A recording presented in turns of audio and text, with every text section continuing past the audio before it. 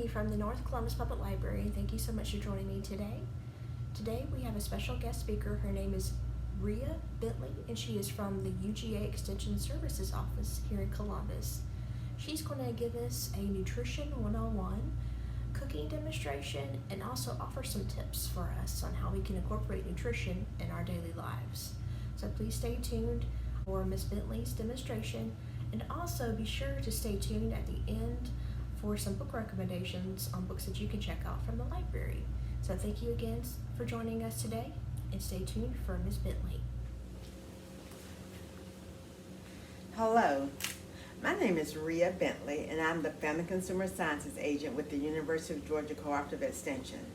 Today we're going to talk about some basic nutrition information, and then I'm going to prepare 2 recipes for you that you can prepare at home and you can get your kids to help you out. So, first of all, we're going to look at my plate.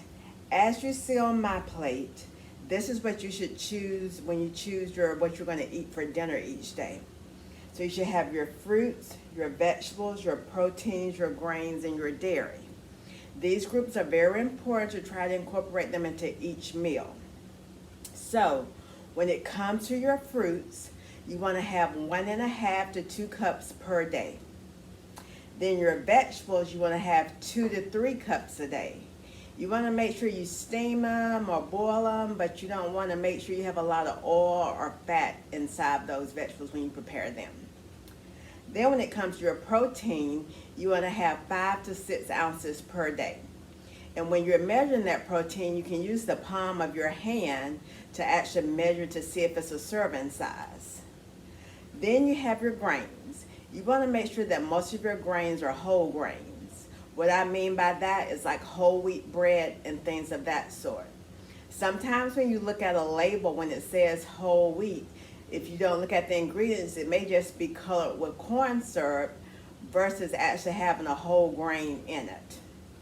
So when it comes to whole grains, you want to make sure you get 6 to 8 ounces of that per day. Then our last group is our dairy group.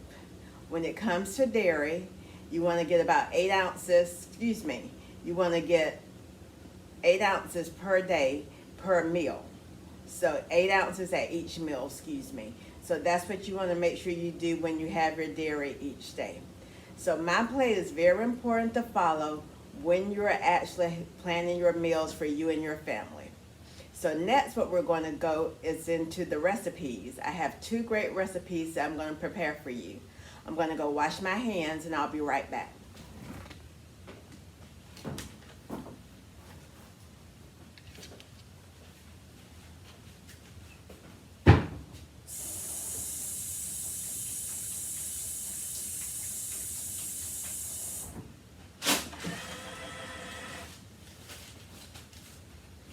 Okay, it's always important to make sure that you wash your hands before preparing any recipe, and you want to wash them for at least 20 seconds.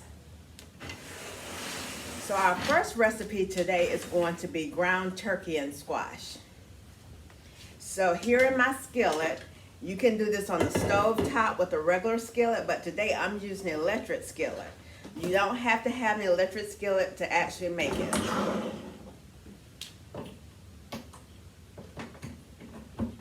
So I have my skillet plugged in. I'm going to turn it on medium heat.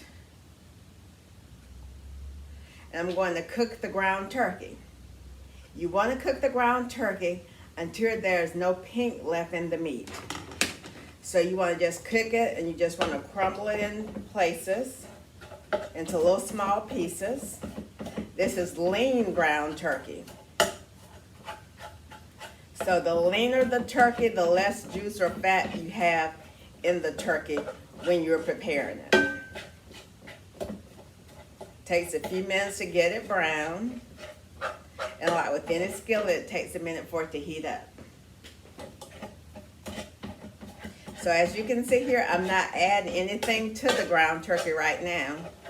As far as like seasoning and those types of things, we're going to talk about how you can use spices to get seasoning, but also how you can use different vegetables to also season your meats. I know a lot of times when I'm cooking something with ground turkey, I actually like to use fresh onion or garlic powders or onion powders. The powders are better for you than the salts. So if you have those salts in your cabinet, you need to get rid of them and get the powders. You'll be amazed how it enhances the flavor where it's still good for you. So I'm going to turn this up a little bit. So our meat's starting to brown. So while that browns, I'm going to tell you a little bit more about what the ingredients are we have. So we have a pound of ground turkey that we're going to actually cook until it's brown so there's no pink, which is very important to make sure we do that. Then we have a can of stewed tomatoes, 1 bell pepper diced, and here I have zucchini and yellow squash. So I washed it up really well and sliced it. It's very important to make sure you wash your produce before you use it. So we're going to check on our meat again.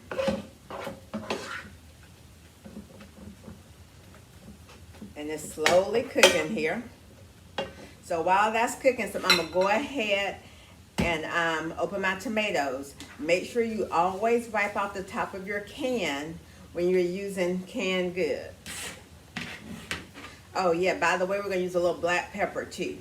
So as you can see, I'm not using any salt in this recipe. The only salt that we'll have will be the salt that comes from the tomatoes. And with all these vegetables, it makes it a very colorful dish. And the other thing is we're getting quite a few vegetables, and then we're getting some of our protein.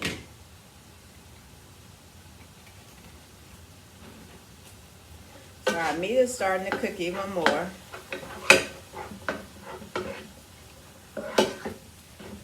And sometimes if you have like leftover beef, you could use ground beef in it if you don't want to use turkey. You can use either one. You can just heat the meat up and add it to the mixture. Now the good thing about beef is that it's a beef and poultry and any kind of other meat. You want to make sure that it's very lean. So when you're cooking chicken, like you want to use chicken, either chicken breast more so than your thighs or your chicken legs. And then like here I have ground turkey, but it's 93% lean. So be very careful with what you choose with your meats. Same thing comes to like steaks and those types of things. You want to make sure that you get lean cuts. So our turkey is just about done. We're going to give it a couple more minutes. And like I said, you don't have to use ground turkey. It's actually just less calories and less fat than ground beef, but you could use like some ground round or ground chuck, and that doesn't have as much fat as ground beef.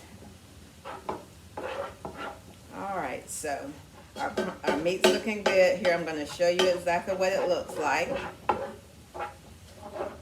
And we don't have a lot of fat in it or juices, so I'm not going to drain it. It's not necessary.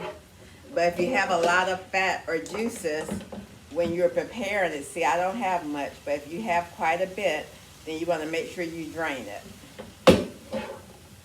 Okay, so our next step is to add the green bell pepper.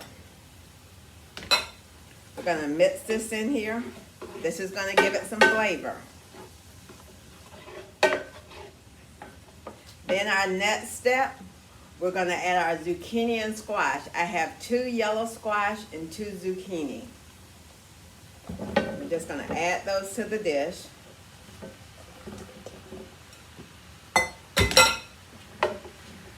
Then we're going to mix that up pretty well.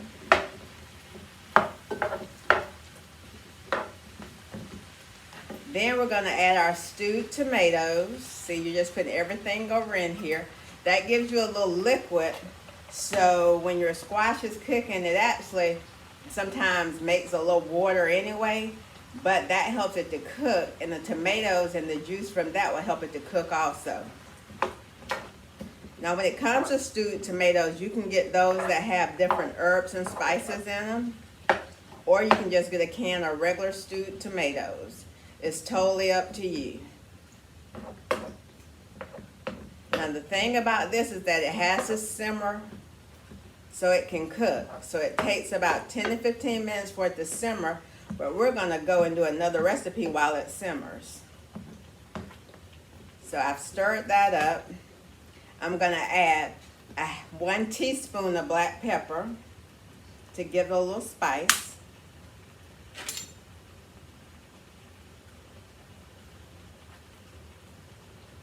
I'm just gonna sprinkle that in there. For the size of the dish, 1 teaspoon of black pepper is not a whole lot. But the good thing is we aren't having to add any salt to this. As you can see here, it's very pretty and colorful. I love squash. There are so many things you can do with it. You can saute it. You can make casseroles. You can make ground turkey and squash dinner. Okay, so we're going to cover this up and just let this cook for about 10 to 15 minutes. I'm just going to leave that there, and that's going to cook. So now I'm going to get my next ingredients for the fruit pizza, and it's going to be awesome.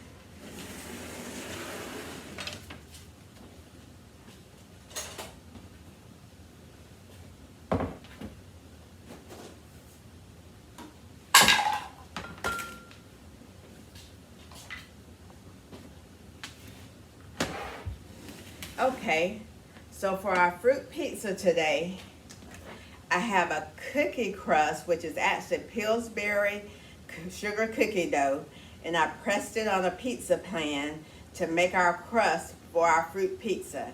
So it's just a long roll of refrigerated cookie dough, sugar cookie dough. Then we have 1 block of cream cheese. We're going to use a ½ teaspoon of vanilla. 1 cup blueberries, or a little bit more if you want more. 1 cup strawberry, and 2 kiwi sliced. And lastly, we have a 1/3 cup of sugar that we're going to mix in with the cream cheese to make the spread to go on the fruit pizza.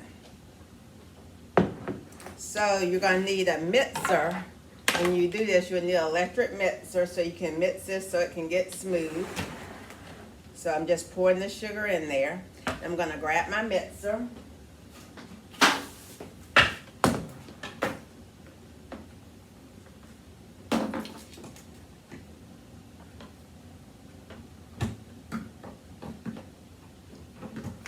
So I have that all plugged up. And now we're going to mix this until it's creamy. Then we'll add the vanilla.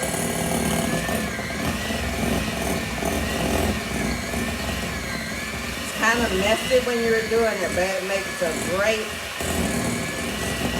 creamy batter to go on your fruit pizza.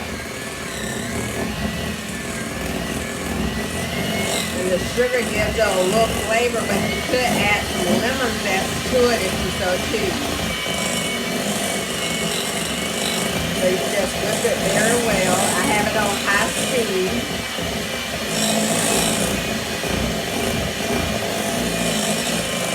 Make sure it's smooth before you stop. All right. Then I'm going to add a ½ teaspoon of vanilla to this.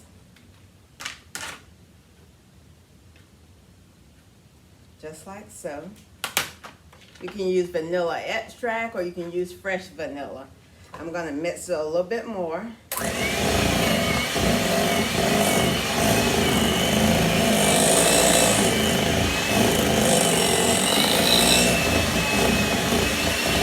It's pretty creamy.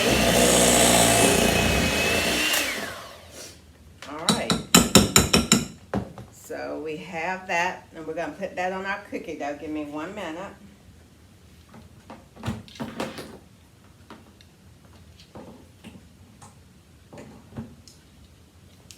Okay, so we're going to move our mixer out the way. And so here we go. We're going to start putting our fruit pizza together. Now the interesting thing about this, if you have children, They can help you mix the cream cheese and the sugar together because they love playing with the mixer.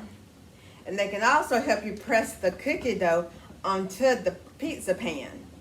Now the one thing about this is if you're using a non-stick pan, you don't have to spray it, but if it's not non-stick, you want to spray it. I baked this on 350 for 15 minutes.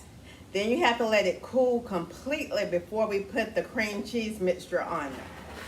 So you let it cool about 30 minutes and put it on a cooling rack. So I'm just going to stir this up. It's very smooth, as you can see here.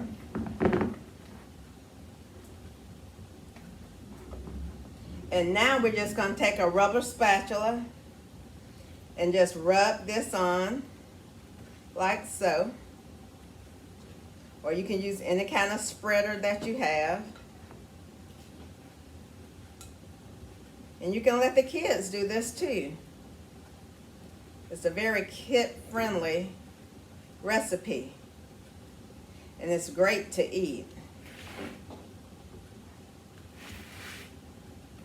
All right, so we're just spreading it all around. So you can see what it's looking like. I'm trying to just make sure I get it over all the crust, or pizza, excuse me, or cookie dough, if that's what we want to call it, but it is the crust for the fruit pizza.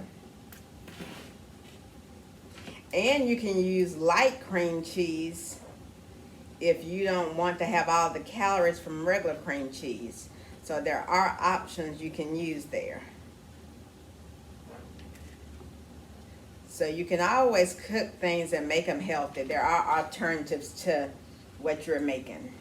Just have to sometimes experiment or find that right recipe that makes it nutritious but still tastes good. So I almost have this pretty much covered. We'll put a little bit more up here. Some more down here. And as you can see, it makes quite a bit of mixture. I still have some left. So make sure you cover it pretty evenly. And we're just about done covering this.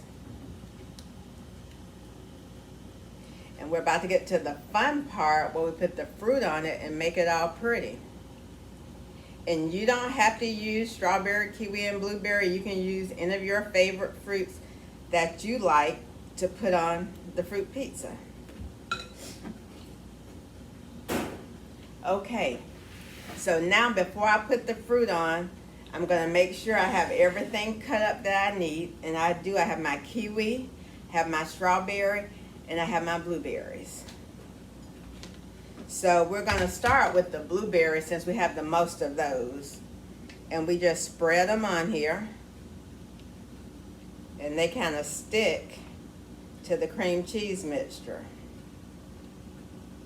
So we're just spreading those on like so.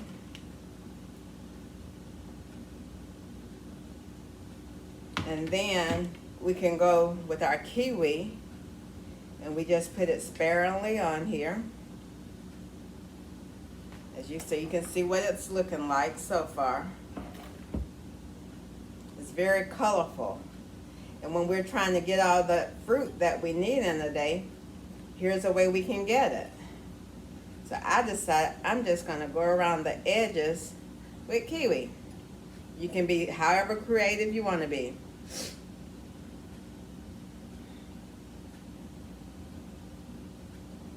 So I'm just adding more kiwi. Had 2 kiwi, I sliced them. Then I sliced the slices in half. So we just add that to there. We're going to move that one over. So we have enough to actually start another ring. And like I said, you don't have to have a certain or particular order. But if you're someone that likes stuff a particular order, then you can be creative however you want to be with your fruit pizza. So, therefore, see there we have our kiwi And we have our blueberries. And next we're going to add our strawberries. And I cut the strawberries into quarters. And I'm just putting them around here to add a little bit more color. And it's good to try to get at least 3 servings of fruit per day. Fruit's really good for you because it has fiber in it. And it has a lot of the nutrients that are very healthy for you. And blueberries, I'll tell you, are brain food, so they make you smart. So eat all the blueberries that you want.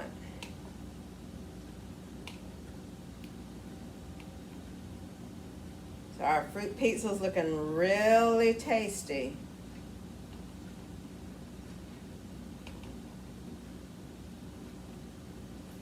Alright, I think I'm just about done with the strawberries.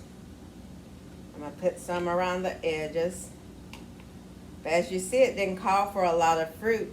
And the good thing about strawberries is they're in season right now, so they aren't as expensive as some other fruits. And you can use fresh blueberries or frozen blueberries when you're doing this. Can't wait to show you my masterpiece.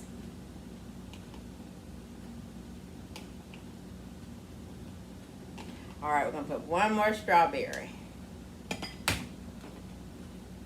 Push that blueberry down. And there you have it. There's my fruit pizza. So you can make this at home with your children, or you can make it by yourself, but everybody can help out. You can make it a family affair.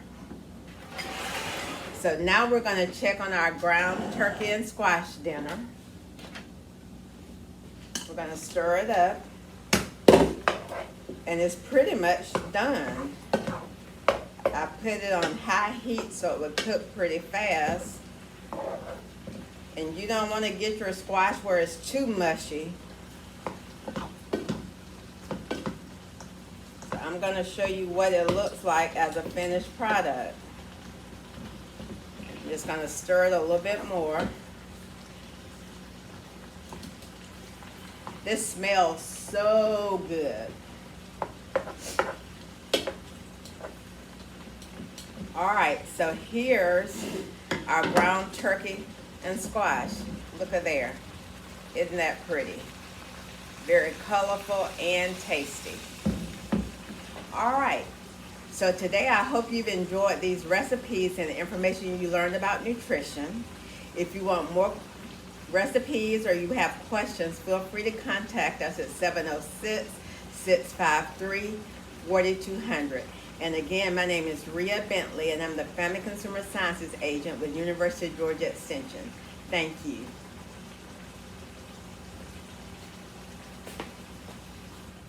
Hi everyone, I hope that you enjoyed the cooking demonstration.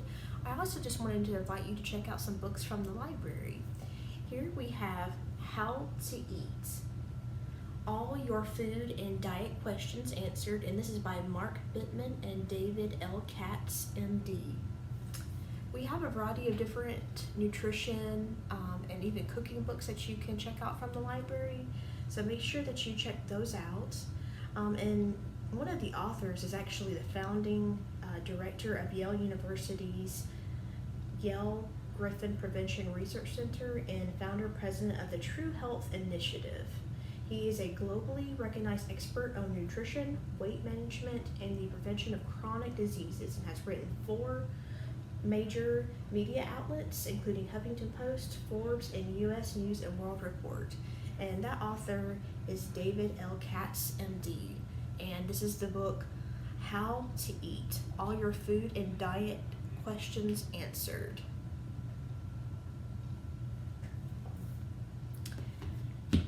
We also have The Wellness Mama, 5 steps, a 5-step lifestyle detox, the essential do-it-yourself guide to a healthier, cleaner, all-natural life, 100+ home remedies for health, beauty, and cleaning. And this is by Katie Wells, the creator of wellnessmama.com and author of the Wellness Mama Cookbook. On the back here it says, detoxing your life proves so many amazing benefits. It's just a matter of starting with a few recipes and progressing from there. Have fun and you'll begin to look forward to creating health magic right in your own kitchen. These recipes are meant for empowering you to create incredible alternatives that will give you and your family better health for years to come. So again, this is Wellness Mama. We also have a pretty in-depth book called Nutrition Essentials for Mental Health, a complete guide to the food-mood connection, and this is by Leslie Korn. And one of the reviews on the back states, Leslie Korn has written the essential book for mental health care providers. As I read Nutrition Essentials for Mental Health, I was astonished at the level of detail. It is engagingly written and fascinatingly encyclopedic in its reach. The delicious recipes alone provide a pathway to health. This book should be a Bible for the mental health field. So make sure that you request this today. We also have this called Clean Eats. It's a New York Times bestseller. Clean Eats, over 200 delicious recipes to reset your body's natural balance and discover what it means to be truly healthy. And this is by Alejandro Younger, MD, author of Clean and Clean Gut. This book is a celebration of great tasting food and the power of whole foods to heal us. Food is not just calories, it is information. With every dish prepared, smoothie blended, or salad created, you are upgrading the quality of the information you are sending your body. We have seen it happen over and over again. When people eat clean, true health becomes a possibility. Our hope is that using this book will turn that possibility into a reality. And again, this is Clean Eats.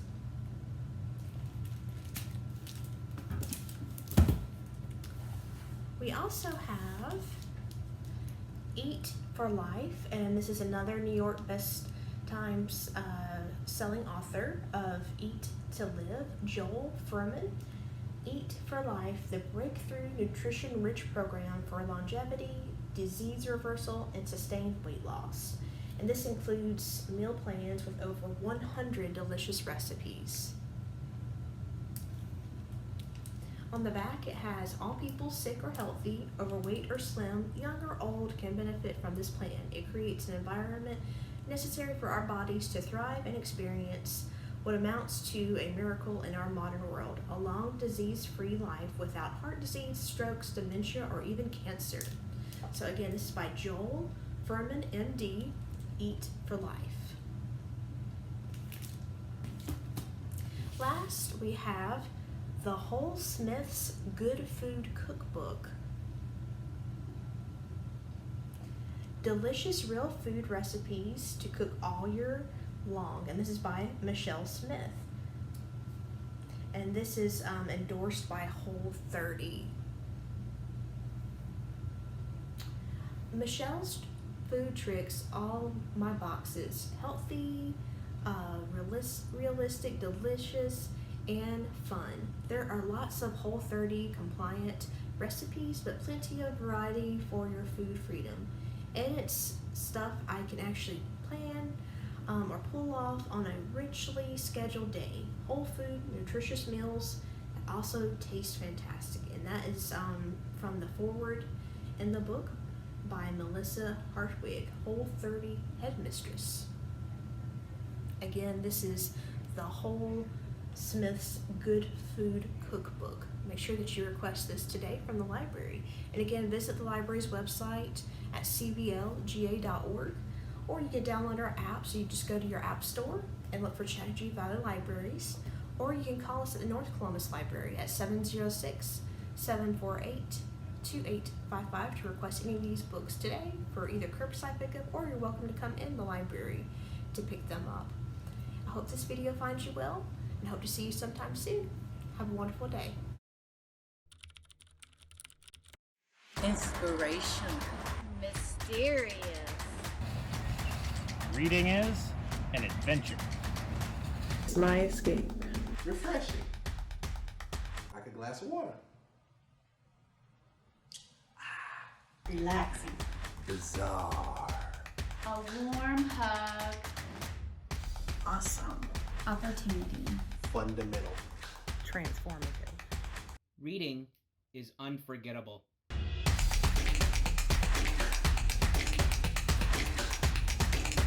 The Summer Reading Challenge.